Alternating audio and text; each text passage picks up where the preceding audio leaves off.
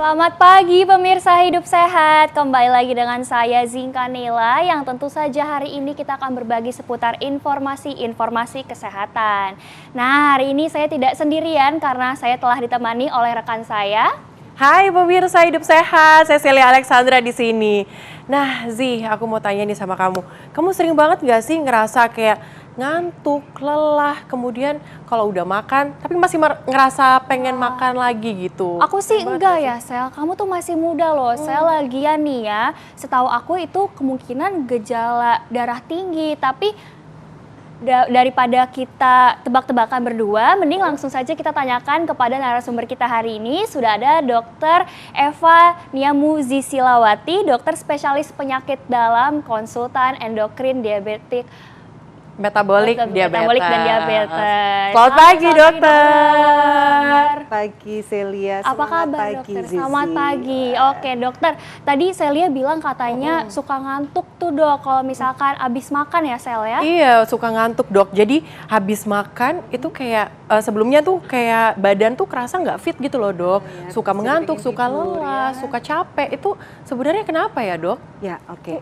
Jadi itu fakta ya. Jadi Oke. fakta karena memang kita tahu pada saat kita makan, jadi bukan hanya orang yang sakit sebenarnya, pada orang yang sehat ketika setelah kita makan, terutama pada porsi makanan yang tinggi karbohidrat atau tinggi lemak, otomatis akan membuat pada 1 jam kemudian gula darah kita akan sangat tinggi. Yang ini tentunya akan berimbas pada satu kondisi tubuh kita akan membuat satu namanya kompensasi sistem. Jadi salah satunya nanti sel beta pankreas di dalam perut kita ada namanya organ pankreas, itu akan menghasilkan yang namanya hormon insulin yang pada orang normal itu bisa mendetek bahwa gula darah sekian berarti harus butuh insulin dengan kadar sekian. Sehingga pada orang yang normal setelah berapa jam gula darahnya akan kembali normal. Tapi itu nggak terjadi begitu pada orang diabetes, Mbak Celia dan juga Zizi. Sehingga ini berbeda. Pada orang yang diabetes di mana memang karena pabriknya atau pankreas ini sudah terganggu, sehingga ini akan tidak terjadi kompensasi fisiologis yang seharusnya. Jadi harusnya dia bisa turun, gulanya kembali normal dengan fungsi hormon insulinnya jumlahnya cukup, kemudian reseptor atau kualitasnya bagus, ini tidak terjadi. Sehingga pada diabetes habis makan gulanya tinggi, nggak terkontrol. Berarti fakta ya dok, kalau misalnya kita fakta. ngerasa lelah itu kadar gula darah di dalam dalam darah itu tinggi ya dok? Yang bikin ngantuk adalah salah satunya pada saat kita makan, terutama kalau makannya dalam jumlah yang besar nih. Semua pembuluh darah kita atau vaskularisasi itu terpusat pada abdomen atau di perut. Jadi namanya vaskularisasi pada splangnik area. Yang di situ otomatis di otak kita akan otomatis agak berkurang nih pada fase tersebut. Sehingga akan terjadi hipoksia. Nah, hipoksia ini akan menyebabkan seseorang akan menjadi ngantuk. Jadi nggak bisa konsentrasi, kayaknya belajar nggak masuk-masuk nih. Diajak ngomong kok nggak nyambung. Nggak nyambung. Terus bukannya jawab tapi malah menguap ya. Wah, mulutnya kayak ngantuk kayak nggak tidur seharian. Padahal udah tidur, daya tidur yang cukup. Istirahatnya. Ternyata kayak gitu ya Zi, kalau kita udah tidur yang cukup tapi masih ngerasa ngantuk, ternyata itu bisa jadi kadar gula darah di dalam tubuh kita tuh jadi tinggi. Ya, terus gimana ini? Kalau misalnya kita habis makan timbul seperti itu, apa kira-kira yang harus dilakukan? Apakah langsung tidur? Atau aktivitas tidur? dulu mungkin Jam dokter? segini tidur? Ya nggak boleh lah. Oke. Karena pada pagi hari kita harus tahu bahwa jam 8 pagi itu adalah kadar tertinggi yang namanya hormon kortisol. Yang di situ kita optimal banget untuk melakukan aktivitas. Sehingga kalau kita ngerasa mulai ngantuk, kemudian capek, lelah pada saat setelah makan, justru harus dipakai untuk aktivitas sehingga kalori yang sudah kita konsumsi menghasilkan energi yang cukup, metabolisme juga baik atau metabolisme menghasilkan energi cukup, sehingga kalau sudah keluar sehingga rasa itu akan kembali membaik. Jadi jangan dipakai tidur. Gitu ya. Jadi kalau bisa malah justru beraktivitas. Itu tipsnya. Gitu ternyata. Iya. Dok, kalau misalnya kita kadang tuh ya kalau bergerak lebih lamban. Jadi kayak biasanya nih saya kalau aktif banget kalau lagi kerja. Tapi pada satu hari nih rasanya tuh kayak lamban dari biasanya kayak mager gitu ya dok. Ya, jadi itu kayak apa lemas gitu menandai tingginya kadar gula darah? Fakta Ya. atau mitos sebenarnya Ya, dok? kalau itu mitos. Oh mitos. Ya, Oke. karena sebenarnya lambatnya satu gerakan seseorang itu sebenarnya kemungkinannya masih banyak. Bisa juga pada kondisi gula darah normal karena tadi pada saat pada saat gula darah tinggi maksud saya. Ya. Jadi pada saat gula darah yang tinggi sebenarnya timbul gejala seperti itu yang lambat itu kenapa? Karena gula banyak di dalam darah sehingga tidak terpakai pada metabolisme namanya siklus Krebs yang tidak menghasilkan energi namanya ATP ADP yang membuat jadi kalau itu mitos ya. Oh, itu karena mitos. seseorang Oke. yang merasa makan padahal porsinya sudah besar tapi tidak kenyang itu bisa masalahnya bisa di sini nih persepsi. Oh, dia persepsi pengen makan terus ya dokter ya, tapi Persepsi sama lidah ini ya. Jadi Berarti setelah- nggak ada hubungannya Nggak ada dok? hubungannya. Iya mitos karena memang dasarnya dia doyan makan gitu ya. Oh, gitu. Artinya persepsi makannya selalu dia menganggap bahwa makan itu harus porsi yang big size besar. besar. Sehingga ini bukan berarti satu kondisi hiperglikemia atau gula darah yang tinggi. Tetapi bisa jadi tadi persepsi seseorang. Tetapi ada juga teori yang juga kalau kita kaitkan dengan hiperglikemia atau gula darah yang tinggi itu juga bisa terjadi. Jadi istilahnya terjadi kondisi yang seolah-olah itu sel-sel ini kekurangan makanan. oh, Karena tadi gula darah berhenti di dalam darah atau di dalam pembuluh darah, dia tidak bisa diambil oleh jaringan karena insulinnya kurang dan juga reseptor. Reseptor itu kait yang menarik glukosa di dalam darah. Reseptor dan kadar hormon insulinnya rendah ini yang membuat akhirnya gula darah Berarti itu kayak lapar mata gitu ya dok sebenarnya. jadi selnya teriak-teriak nih lapar gitu ya. Oh, gitu. Padahal sebenarnya gulanya banyak di dalam Uh-huh. darah, tapi mereka cuma main mata doang nggak bisa keluar dari pembuluh darah karena reseptornya yang kurang bagus tadi. Tapi ada hubungannya nggak sih dok kalau misalnya tingginya glukosa di dalam darah ini dapat memicu gangguan mata seperti penglihatannya jadi kabur dok? Oh ya, kalau Sebenarnya itu fakta atau mitos? Fakta itu fakta. jelas. Jadi istilahnya oke. namanya retinopati diabetes. Jadi pada kondisi gula darah yang tidak terkontrol baik, jadi selalu tinggi, itu akan bisa merusak beberapa komponen baik itu saraf maupun pembuluh darah, terutama juga di mata. Jadi ada istilah mikrovaskuler angiopati pada mata, dan biasanya itu timbul duluan. Jadi dia mata itu merupakan pembuluh darah kecil, tapi pada kondisi yang lama tidak terkontrol, ini bisa rusak duluan. Sehingga akhirnya matanya menjadi timbul bisa katarak, kemudian glaukom yang agak menonjol itu, atau mungkin sampai gejala awalnya adalah berupa penurunan visus atau penglihatan yang itu bisa menjadi penanda bahwa ada satu gangguan mata karena diabetes. Tapi biasanya permanen atau cuman sementara waktu dok? Ya, kalau itu sudah sampai defek gangguannya sudah berat bisa menjadi permanen itu. Oh, Tapi kalau gitu. dideteksi lebih awal, mestinya akan ada pengelolaan yang akan lebih komprehensif sehingga defeknya itu tidak menjadi lebih berat dan permanen. Oh gitu, ternyata banyak sekali ternyata yang pengen kita ketahui ya, dan juga pemirsa pastinya sudah menunggu-nunggu nih apa sih sebenarnya gejala-gejala lain yang menunjukkan dan mencirikan bahwa ini adalah gula darah tinggi. Tetapi sesaat lagi pemirsa, usai jeda berikut, Hidup Sehat akan kembali untuk Anda.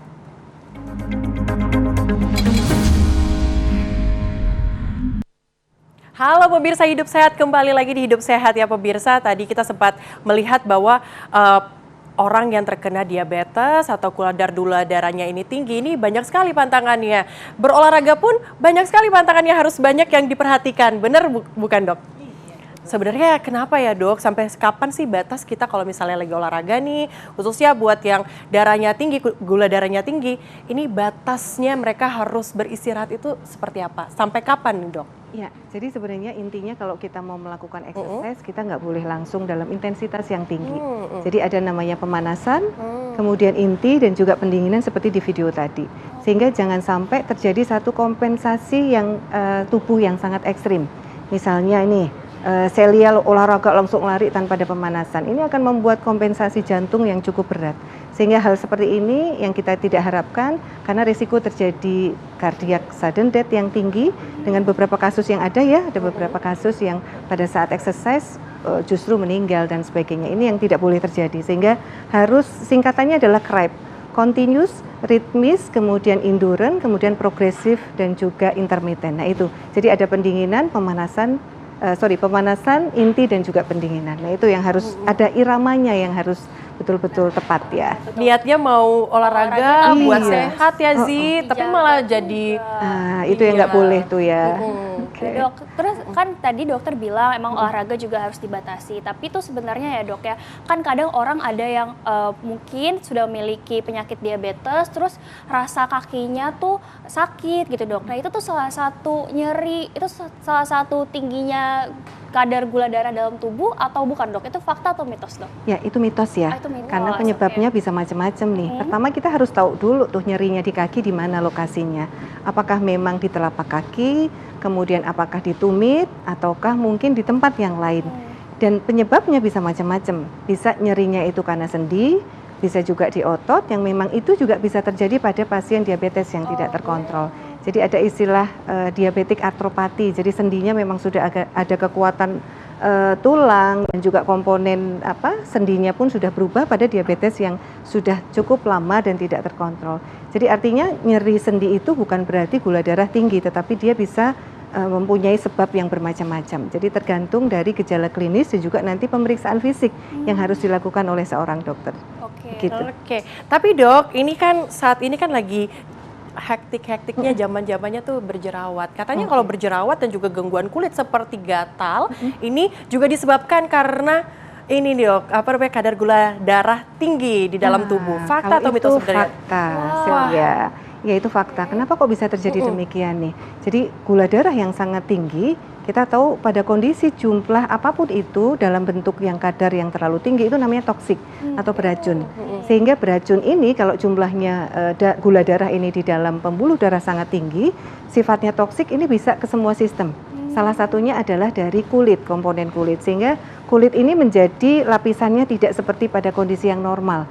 Sehingga orang diabetes itu sering kulitnya tampak kering, kemudian kusem dan sebagainya. Apalagi kalau sudah terjadi yang namanya neuropati, jadi sarafnya juga sudah terkena komplikasi diabetesnya.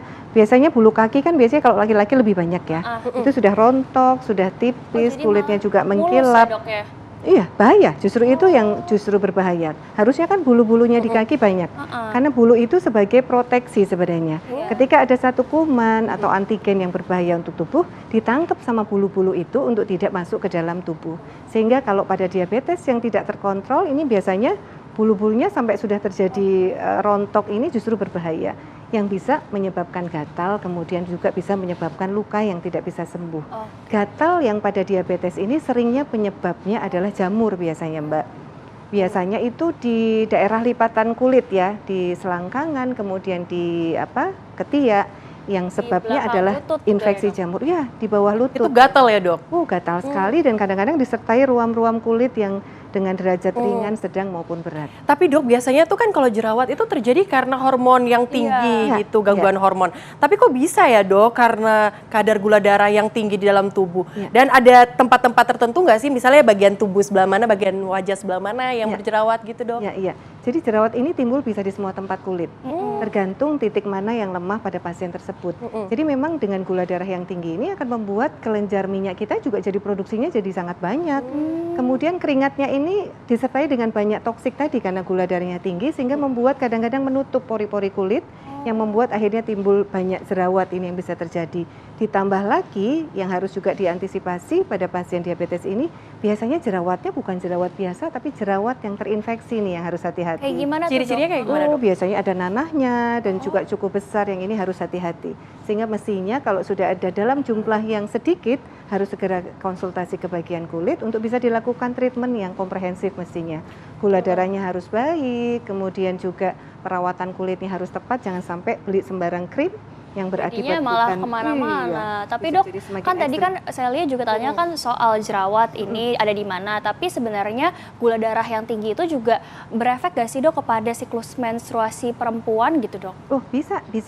Yang biasanya juga akan mempengaruhi siklus mens, terutama biasanya pada seseorang yang juga bisa disertai pada gangguan gondok tadi atau tiroid. Jadi kalau diabetes murni pada kondisi tidak terkontrol, ini bisa menyebabkan menstruasi yang tidak stabil, karena diabetes juga kondisi gula tinggi bisa mengganggu banyak sistem hormon, terutama hormon seksual yang juga akan terganggu, sehingga akan menyebabkan risiko menstruasi yang tidak teratur. Tetapi akan sangat lebih menjadi sangat tidak teratur yang biasanya terjadi atau disertai adanya satu gangguan gondok tadi atau Ya, tiroid. Ini dokter. yang harus mestinya di screening kalau ada Iya, menstruasi berarti yang memang tidak teratur. kalau ada siklus menstruasi yang tidak teratur harus di screening karena Ya. juga bisa jadi itu gula darah yang tinggi ya dok Ya, ya. betul. Nah tapi dok selain itu kalau misalkan nih kan kita ada penurunan berat badan yang secara signifikan tapi tanpa alasan yang jelas dok, itu sebenarnya gejala dari gula darah tinggi itu fakta atau mitos tuh dok? Ya, itu mitos. Oke, itu mitos. Karena berat badan yang turun penyebabnya bukan hanya karena hiperglikemi atau gula darah tinggi.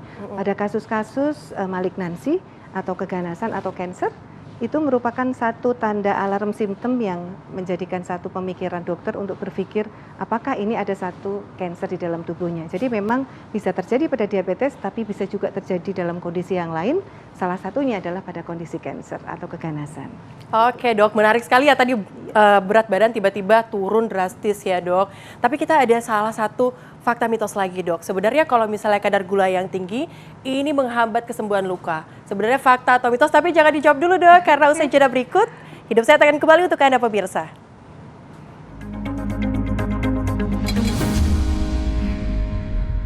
Halo pemirsa Hidup Sehat, kembali lagi di Hidup Sehat. Dan pemirsa, tadi ada satu fakta dan mitos yang belum kita tanyakan kepada dokter ya, belum dijawab sama dokter. Dok, sebenarnya kalau kadar gula darah yang tinggi ini menghambat kesembuhan luka, itu sebenarnya fakta atau mitos sih sebenarnya dok? Fakta itu. Fakta, Itu satu pemirsa. fakta yang harus betul-betul dipahami betul karena diabetes ini berbeda dengan yang bukan diabetes. Jadi problemnya sangat kompleks sekali luka pada diabetes ini. Jadi luka yang kenapa nggak sembuh-sembuh itu penyebabnya satu karena kontrol metabolik atau gula darah yang tidak terkontrol dengan baik yang membuat kuman itu jadi seneng banget punya media yang subur untuk terus berkembang sehingga kadang-kadang infeksinya nggak bisa cepat sembuh. Kemudian yang kedua adalah parameter untuk irigasi atau vaskuler yang memang terganggu. Pada diabetes yang tidak terkontrol ini akan terjadi komponen irigasi dari pembuluh darah yang bisa terhambat yang menyebabkan penyembuhan lukanya juga jadi terganggu. Yang ketiga adalah wound controlnya. Jadi perawatan luka yang khusus mestinya ini perlu dilakukan sehingga penyembuhan lukanya juga harus baik. Jadi nggak sembarangan, apalagi betadin. Nggak boleh betadin diberikan pada luka diabetes ya.